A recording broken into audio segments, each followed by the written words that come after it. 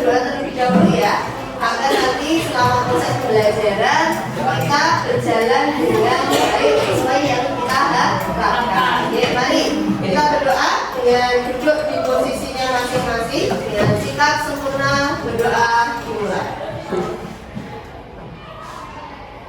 Berdoa selesai. Oke, hari ini kita tidak akan melanjutkan apa yang sudah dibahas kemarin, tapi ada materi baru yang akan disampaikan ke kalian semua.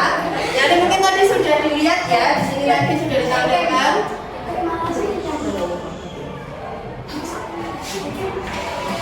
Nah ini, hari ini Ibu akan memberikan kalian materi baru, yakni mengenai kenali potensi. Sebelum Ibu lanjut, kira-kira ada nggak yang tahu apa itu potensi? Kemampuan. Iya, kemampuan. Atau apa lagi? Bakat. Ya, bakat.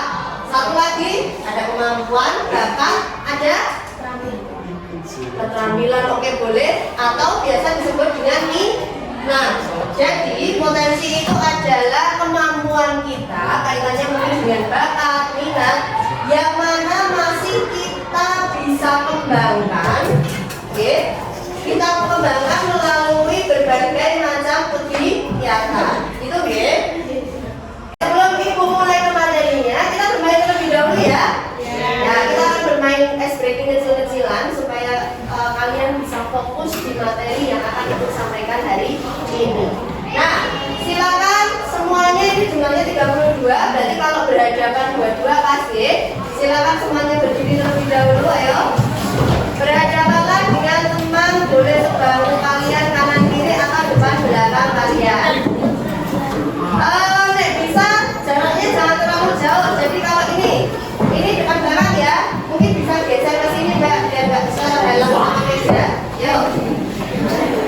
Boleh geser. Boleh geser sini. Ya, geser. Oke, silakan salah satu siswa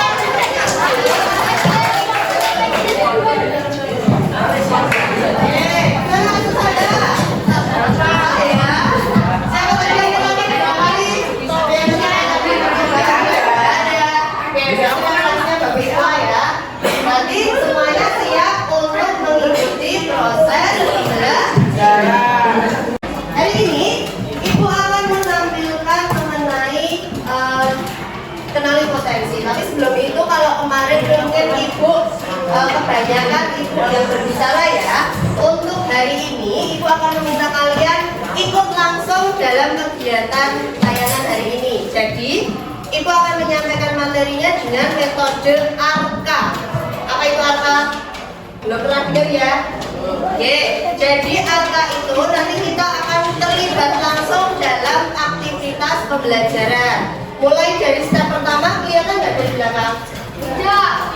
Soalnya kelihatan. Oke, tak bacakan. Jadi nanti akan kita lalui 4 tahap. Yang pertama nanti kita akan melakukan aktivitas. Terus yang kedua nanti ada refleksi. Dan yang ketiga nanti ibu akan menerangkan tentang materinya, yaitu masuk pada tahap konsep.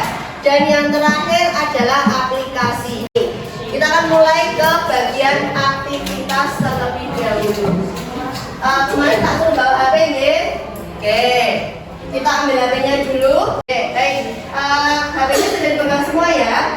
Oke, sebelum ibu nanti masuk ke refleksi, ke konsep dan juga ke aplikasi, pertama-tama kita akan melakukan aktivitas pertama kita terlebih dahulu, yakni mengerjakan asesmen. Kita akan coba kalau kalian nanti mengerjakan salah satu asesmen ini, kira-kira hasilnya sesuai dengan kalian atau tidak.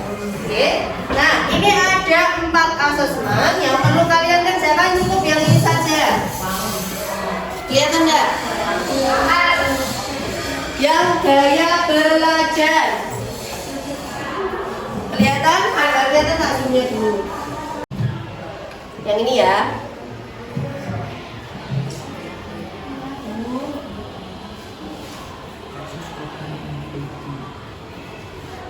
Sudah bisa?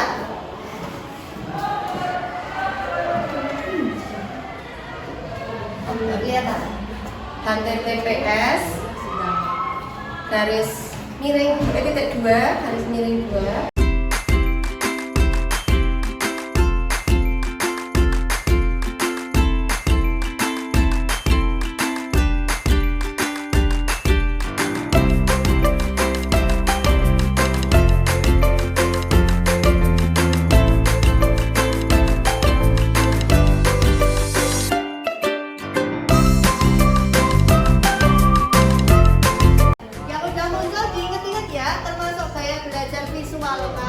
Kinestetik atau auditori.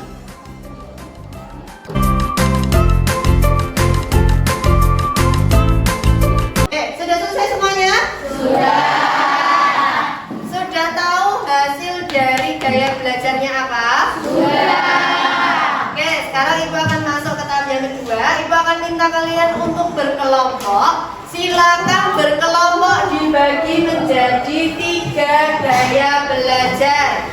Tadi kalau yang hasilnya visual, silakan berkelompok dengan visual. Yang hasilnya kinestetik, silakan berkelompok dengan kinestetik. Yang hasilnya auditori juga berkelompok dengan auditori. Silakan kalian berkelompok. Sudah berkelompok ya? Sudah. Kalian temukan persamaan dan keragaman dari gaya belajar kalian masing-masing. Cari kelebihannya apa, kekurangannya apa, ciri-cirinya apa. Boleh nanti sambil browsing di HP masing-masing. Oke. Bisa?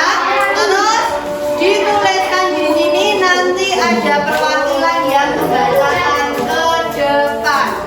Paham? Oke, yuk. Coba yuk. Ciri-ciri, kelebihan dan kelemahan dari gaya belajar kalian itu apa? Oke? Oke, Pak? Ayo. Ini tak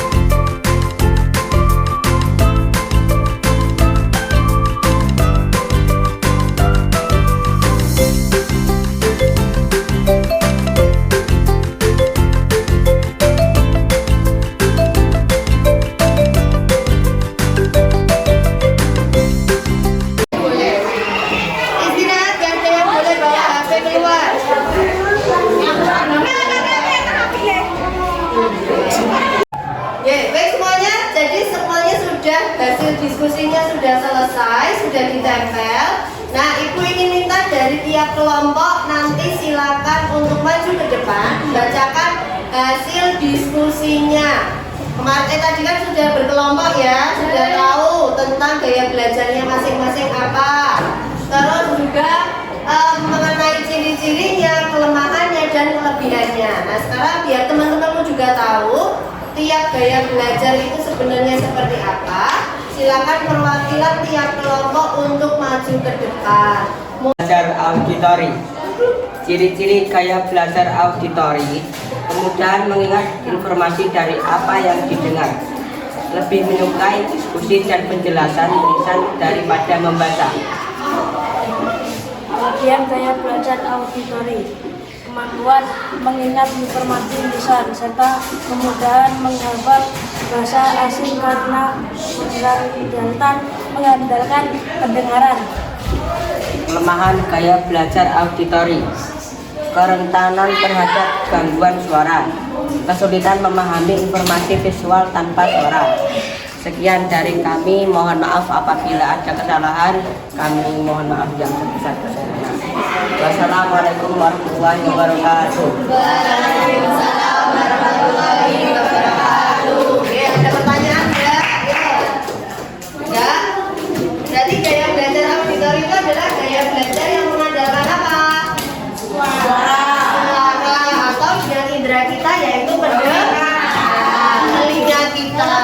Jadi ciri-ciri menurut kelompok auditori itu adalah kemudahan mengingat informasi dari apa yang mereka dengar.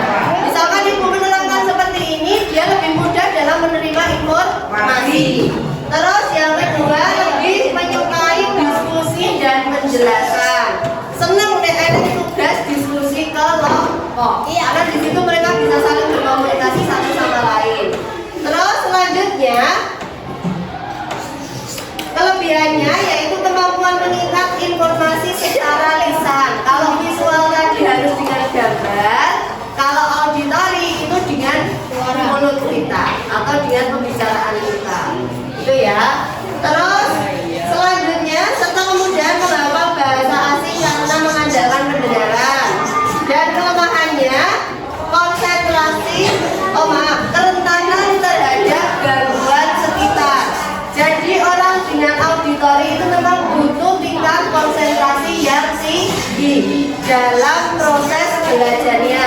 Sekali ada gangguan, misalkan tadi ada yang teriak, ya udah bubar semuanya. Itu deh. Terus yang terakhir, kesulitan memahami informasi visual tanpa suara. Contoh, ada gambar, kalian disuruh menafsirkan gambarnya. Jadi ceritanya gambar ini apa toh? Nah, misalkan seperti itu. Kalau orang auditori itu pasti akan sulit menjelaskan tanpa adanya yang menerangkan terlebih dahulu. Sampai sini paham? Oke, beri tepuk tangan untuk teman-teman yang sudah. Silahkan kalian jawab, boleh diskusi dengan temannya.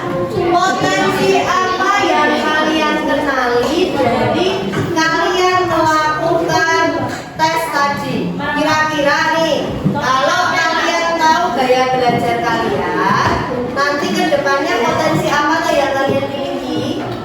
Misalnya bakat apa tuh yang kamu miliki? Oh, nek belajar kinestetik ini mungkin saya nanti bisa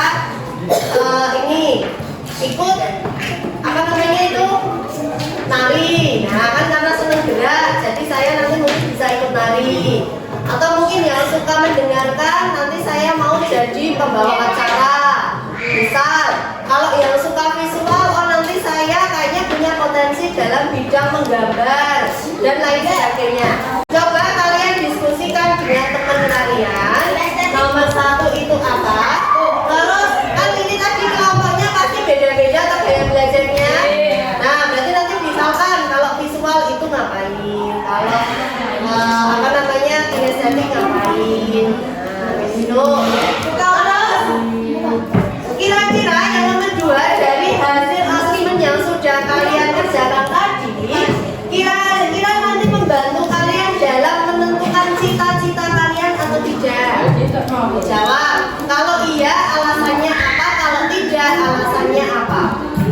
Oke. Tadi kan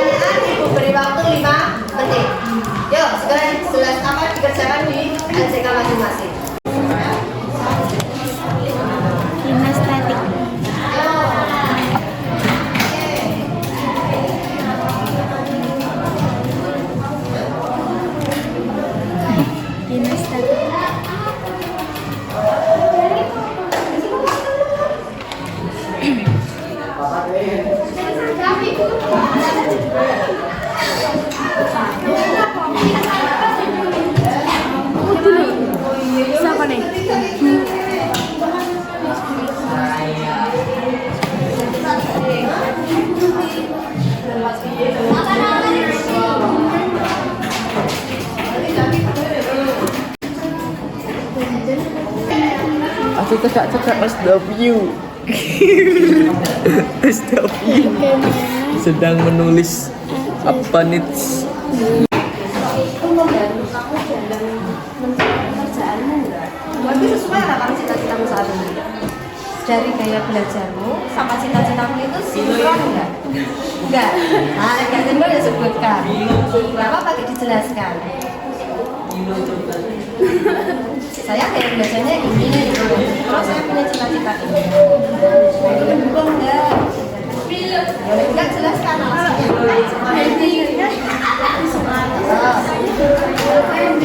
Ya mendukung dong. Dan kalau konversi orang harga melihatnya masa iya. Potensi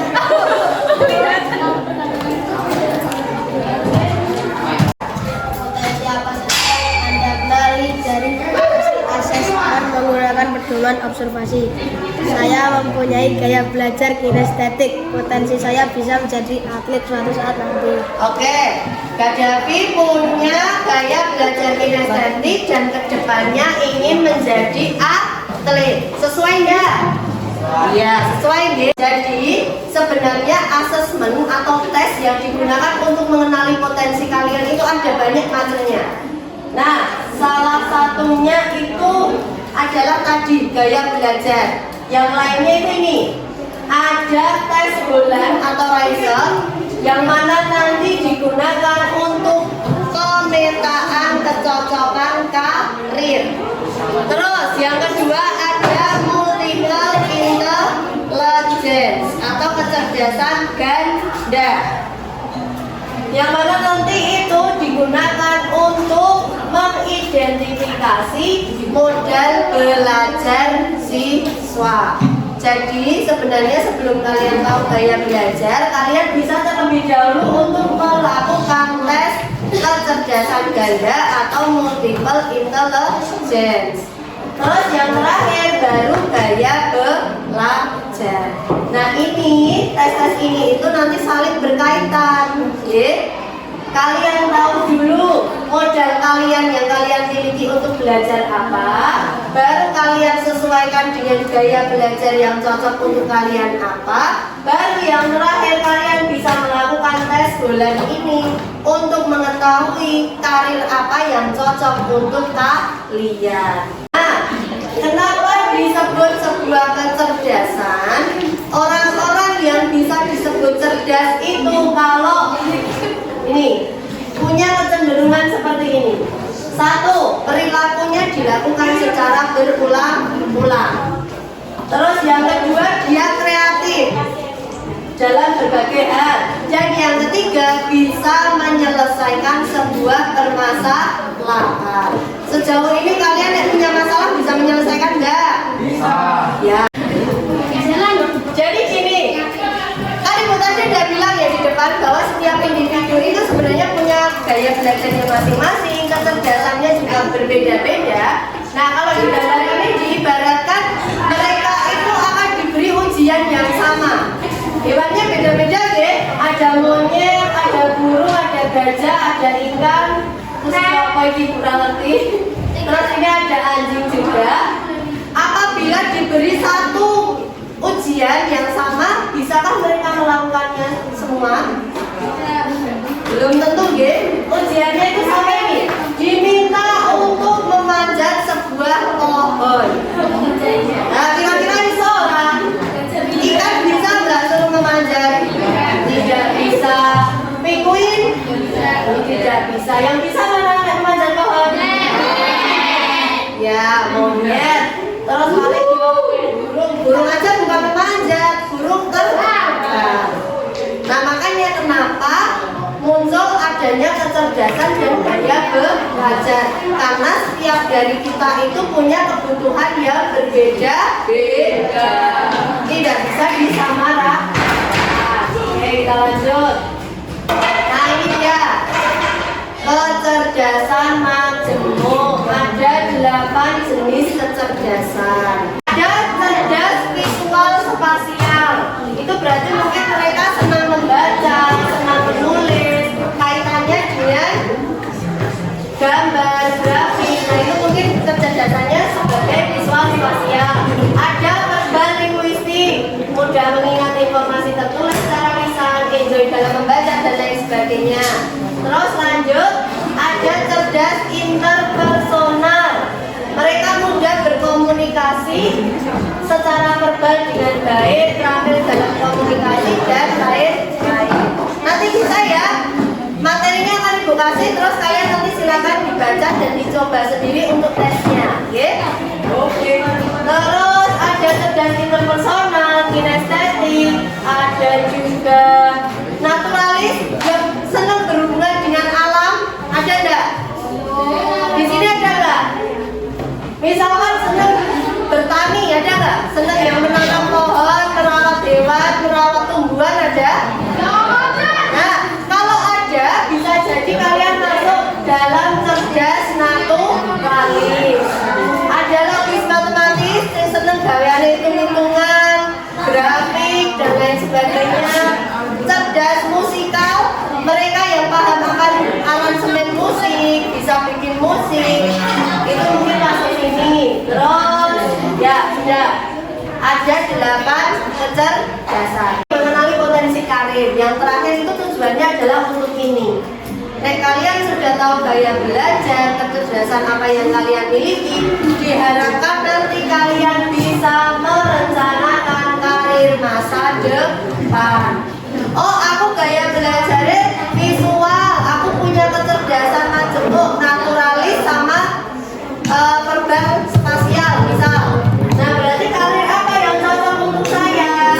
Ada 1 realistik, ada 2 itu investigatif, terus ada artistik,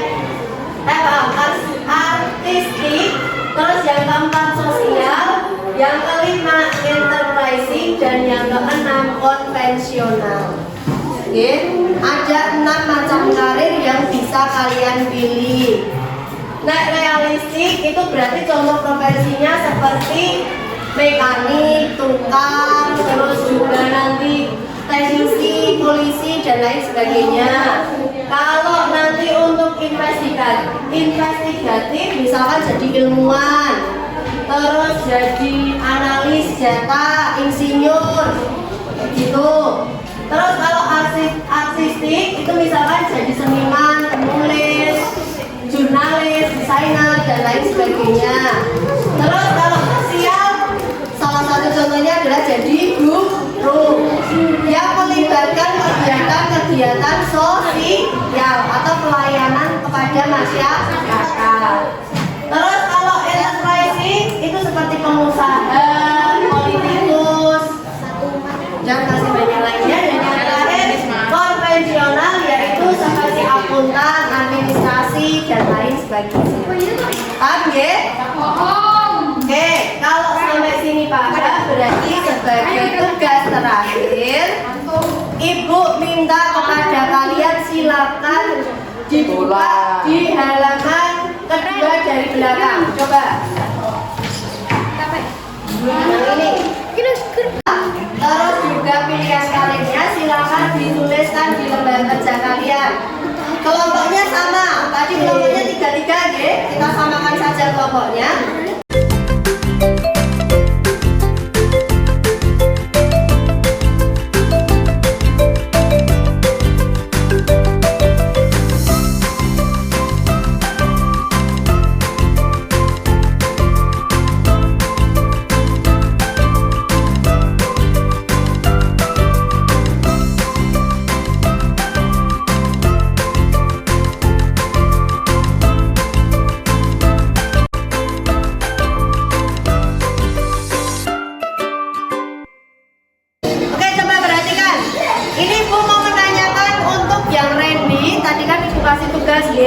Tugasnya untuk berdiskusi dengan temannya kaitan dengan gaya belajarnya apa, kecerdasan majemuknya apa, terus pemetaan karirmu apa. Nah, sekarang ibu mau tanya, Nek Mas Randy itu tadi gaya belajarnya apa? Tadi kamu masuk kelompok apa? Auditori. Oke, Randy masuk gaya belajar auditori. Terus kalau kecerdasan majemuknya apa yang sesuai sama kamu di HP ini? Yang mana? Kira-kira?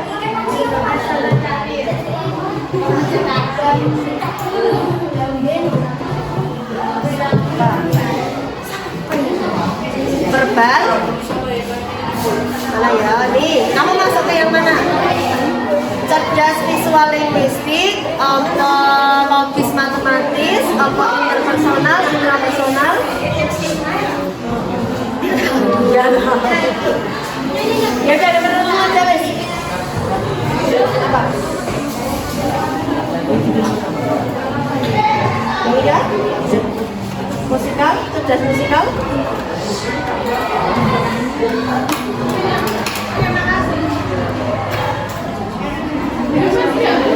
Oke, Mas Randy masuk ke cerdas naturalis. Terus pemetaan karirnya kira-kira bisa pengen jadi apa, Randy? Apa? Hah? Oh, realistik. Bisa mau jadi apa tuh, Randy? Polisi? Apa? Cita-citamu apa?